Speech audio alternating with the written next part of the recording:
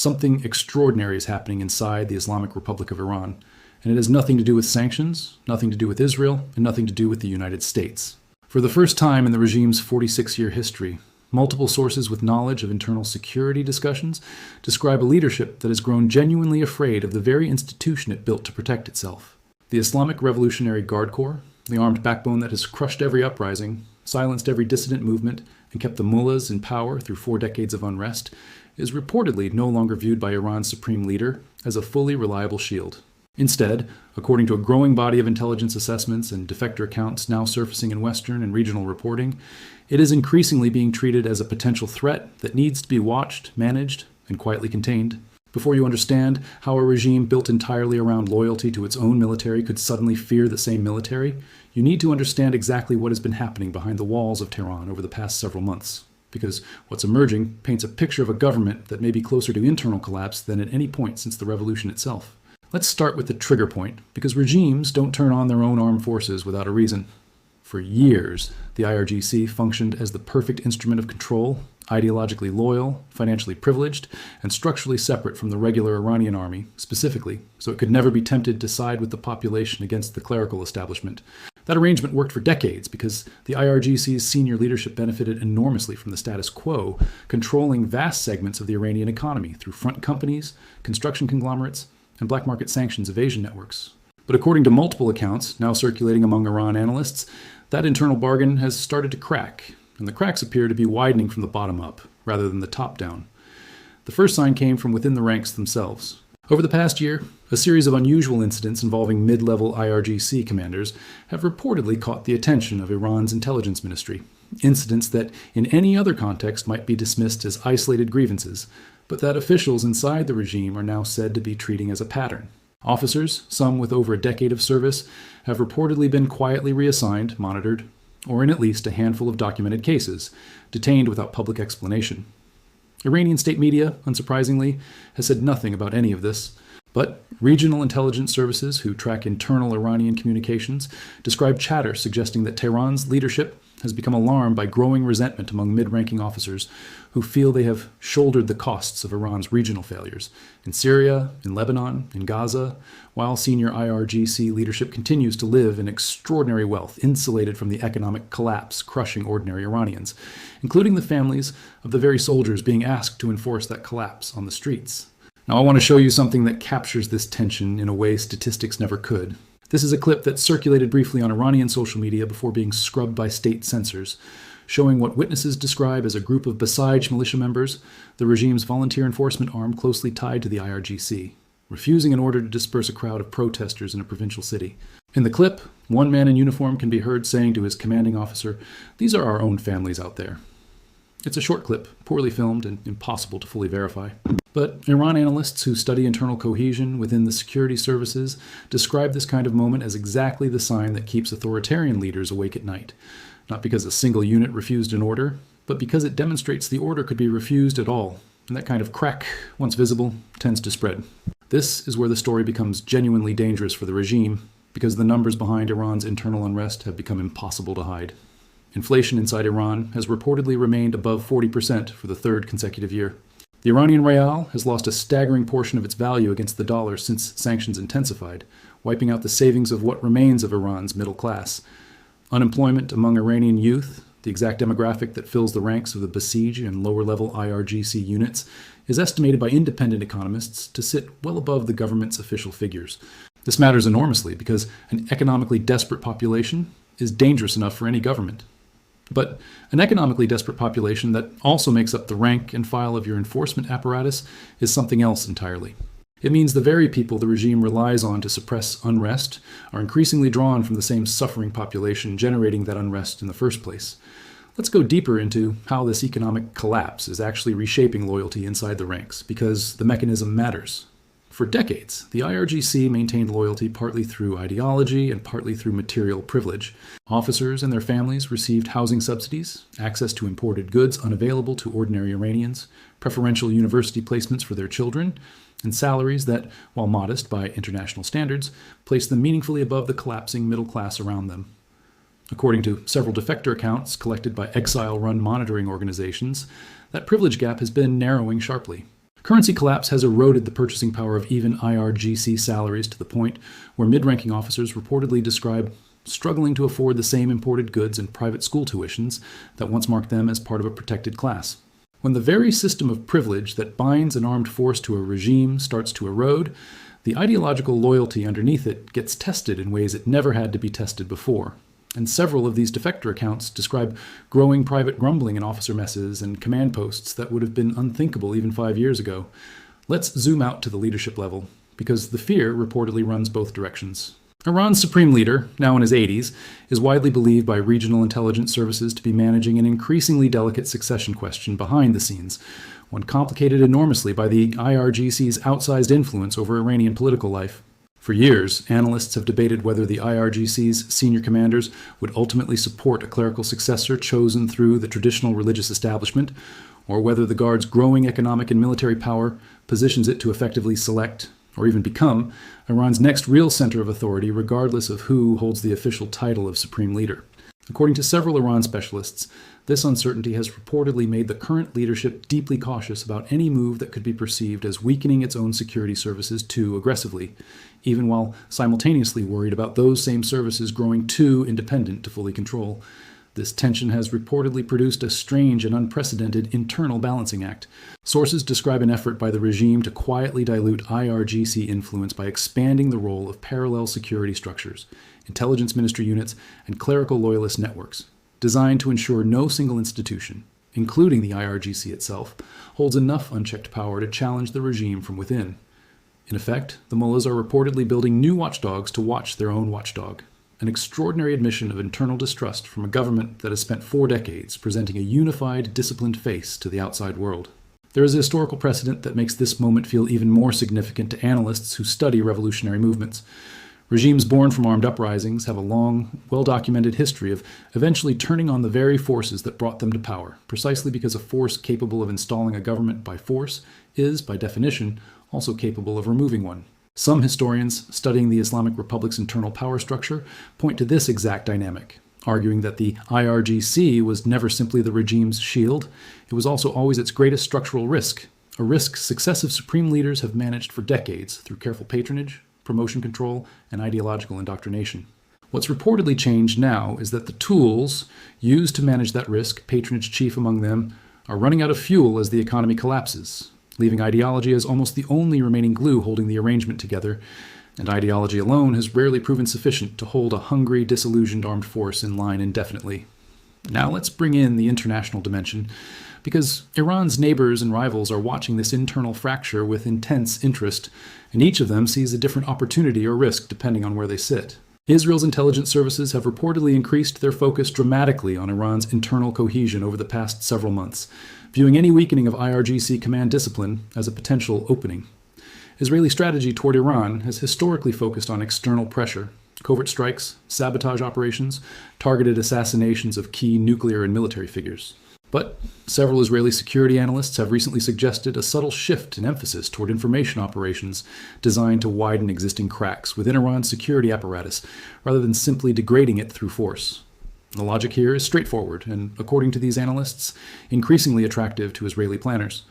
A regime distracted by managing internal loyalty questions has less capacity to coordinate external threats, whether through proxy militias or its own missile and drone programs.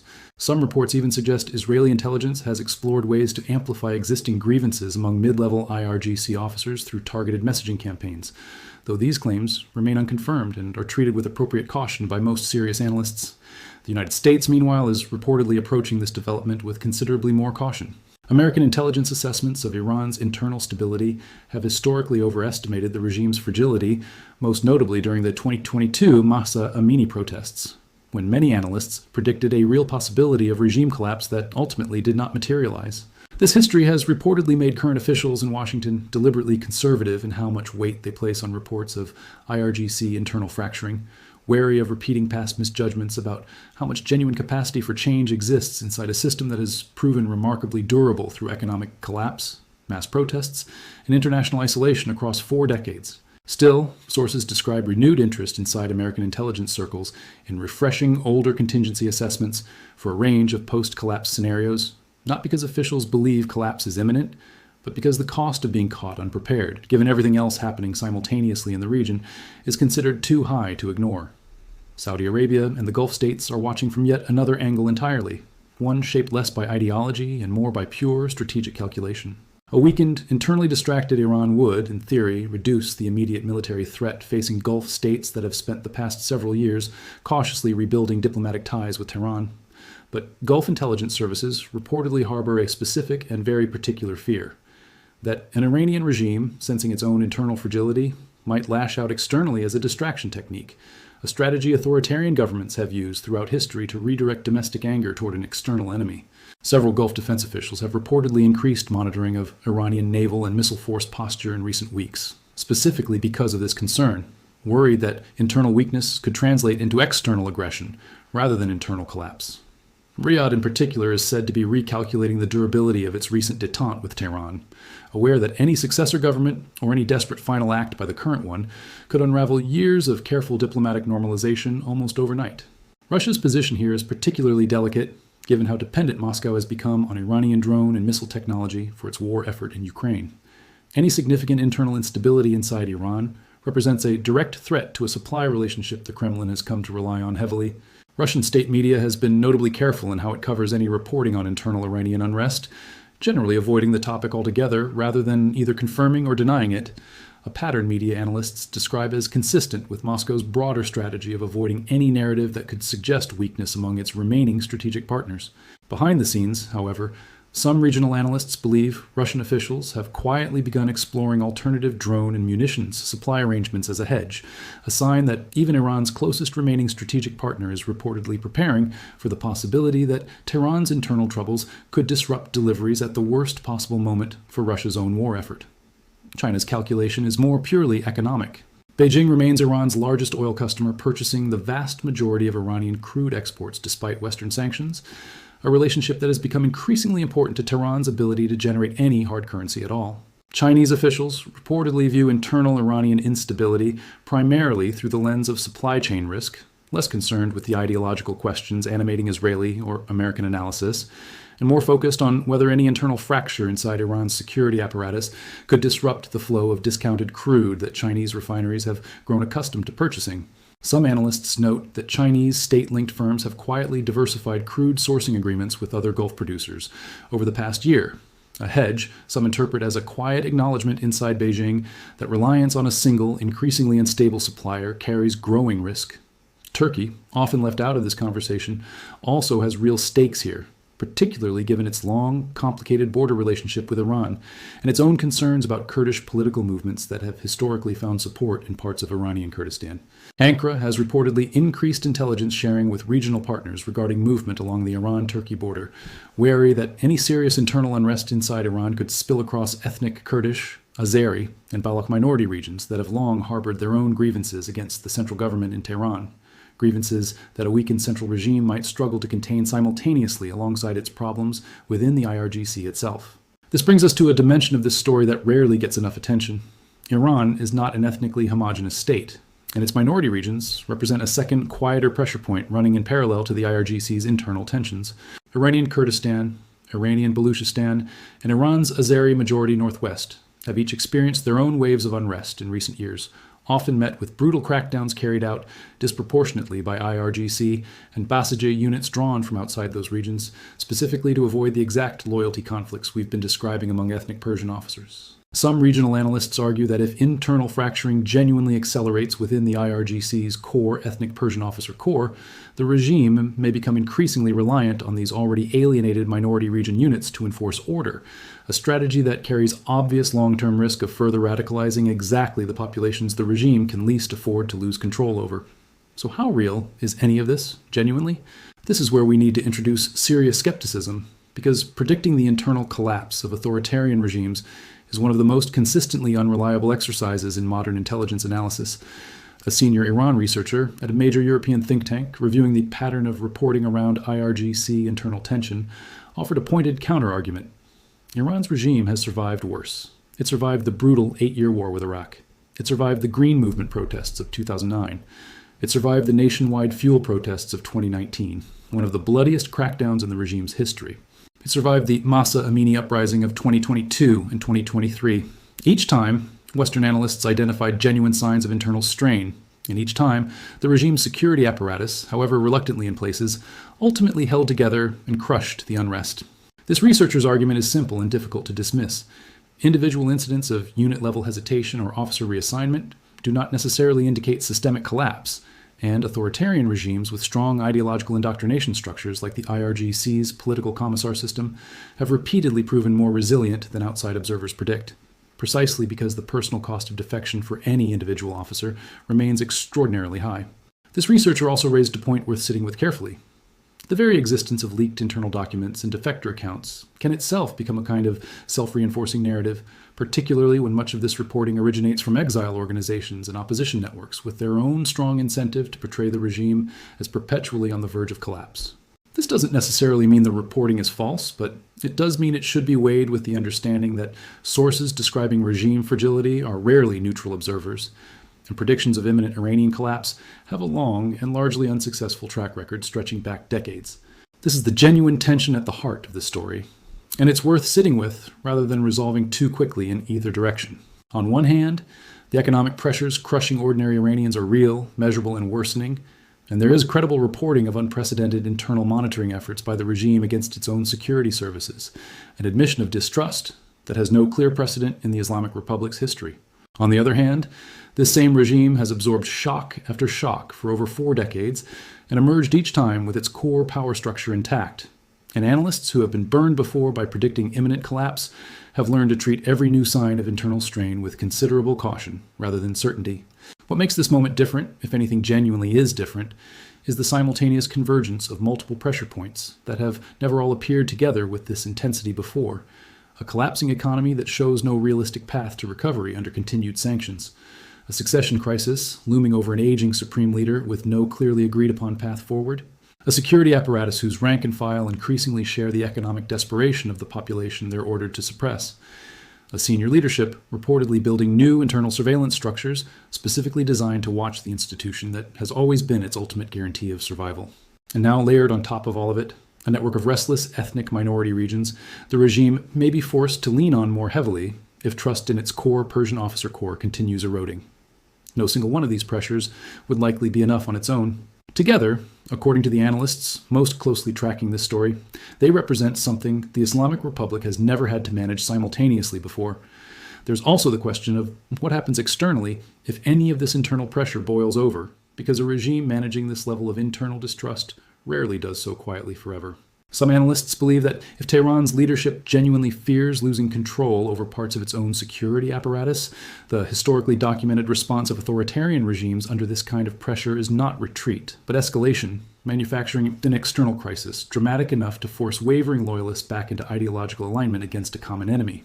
This is precisely why several of the intelligence services watching this story, particularly in Washington and Tel Aviv, are reportedly treating internal Iranian fragility not as a reason to relax vigilance, but as a reason to increase it, aware that a cornered regime with a fracturing internal power base could become significantly more unpredictable rather than less. Let's go back to that anonymous Basij member in the clip we opened with, the one who reportedly told his commanding officer, "These are our own families out there." Whatever ultimately happens inside Iran's security apparatus in the months ahead, that single moment captures something the regime cannot fix with money, propaganda, or new layers of internal surveillance. You cannot indefinitely order an economically desperate security force to suppress an economically desperate population without eventually testing exactly how far loyalty can be stretched before it breaks. The Mullahs built the IRGC to be their sword and shield against every external and internal enemy they could imagine. What nobody inside that system may have fully planned for is a moment when the sword itself starts to wonder who it's actually being asked to protect. Whether this internal fracturing ultimately leads to real change inside Iran, or simply becomes another chapter in the regime's long and grim history of surviving its own contradictions, one thing appears certain from everything currently being reported. The relationship between Iran's clerical leadership and the military institution built to defend it has entered territory neither side has ever had to navigate before. Every neighboring power, from Israel to Saudi Arabia to Russia to China to Turkey, is now recalculating its own posture based on the assumption that Iran's internal foundation may be less stable than it has appeared from the outside for decades. And in a region already this combustible, that kind of uncertainty rarely stays contained for long. And in authoritarian systems built entirely on the assumption of absolute internal loyalty, that kind of uncertainty, once it takes root, has a way of becoming very difficult to put back in the box. If you want to keep following exactly how this internal struggle develops inside Tehran, make sure you subscribe, because this is one of the most consequential stories unfolding inside Iran right now, and we will be tracking every new development the moment it surfaces.